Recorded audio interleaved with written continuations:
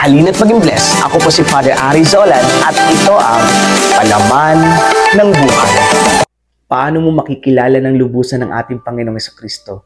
Hindi mo nga siya binibigyan ng pagkakataon upang lubusang makilala.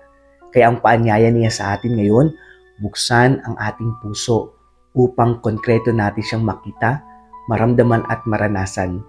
Upang masabi natin ng lubusan na si Jesus bilang Diyos, ang ating tagapagligtas, ang tunay na nagmamahal sa atin, kumakalinga, nagmamalasakit, isang Diyos na mahabagin at mapagpatawad, at higit sa lahat, isang Diyos na kahit tayo magkamali, magkulang at magkasala, hindi niya tayo iiwan at pababayaan.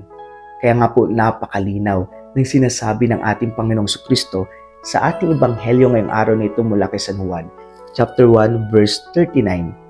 Halikayo at tingnan ninyo. Magkita-kita po muli tayo bukas. Ako po si Father Ari Zolan.